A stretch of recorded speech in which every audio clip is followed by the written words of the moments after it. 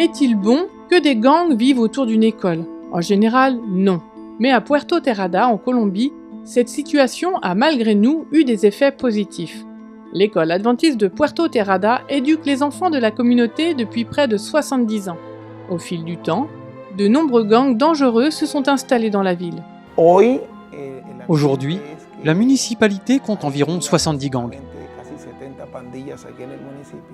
L'école adventiste a attiré des parents qui ont inscrit leurs enfants en raison des valeurs chrétiennes qu'elle enseigne. Les parents espèrent que l'école éloignera leurs enfants de ces modes de vie dangereux. Cette institution adventiste est un refuge. C'est un refuge parce que malheureusement notre commune se voit confrontée à une vague de violence de la part des enfants qui ont intégré des gangs. De nombreux parents veulent trouver refuge dans ces institutions, qui peuvent aider leurs enfants à grandir dans un environnement sain, avec une meilleure perspective et une meilleure vision en termes d'avenir, pour qu'ils soient de meilleurs citoyens. Bien que l'école offre un excellent environnement chrétien, certains élèves, malheureusement, rejoignent encore des gangs. Un étudiant de l'établissement s'est engagé dans le monde des gangs, de la toxicomanie, du vol, et il est devenu l'un des tireurs les plus audacieux que la commune ait connus. Même si cet ancien élève est devenu un puissant chef de gang, il garde un faible pour l'école adventiste de son enfance. Un matin, l'aumônier est entré dans l'école pour constater que de nombreux ordinateurs et objets de valeur avaient été volés. Il sait que des membres du gang sont responsables. Il décide de demander de l'aide à son ami, chef de gang.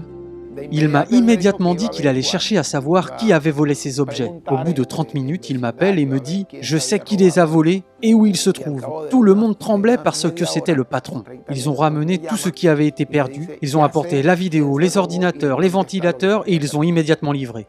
Depuis ce jour, l'école adventiste n'a cessé de s'agrandir. Les salles de classe sont devenues plus nombreuses et on a commencé à en construire de nouvelles.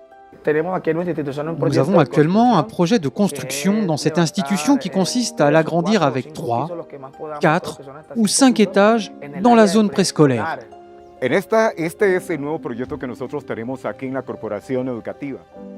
C'est le nouveau projet que nous avons ici au département de l'éducation.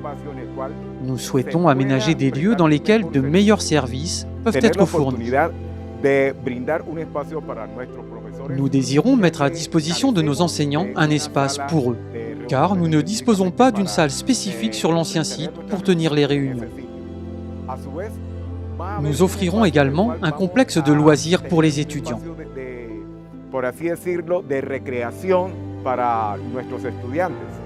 Une partie de votre offrande du 13e sabbat servira à achever la construction de ces nouvelles salles de classe et de ces nouveaux bureaux. Merci de prier pour le travail d'éducation à Puerto Terrada. Même si le danger existe, la vie des élèves est transformée par l'école. Merci pour votre soutien à la mission dans le monde.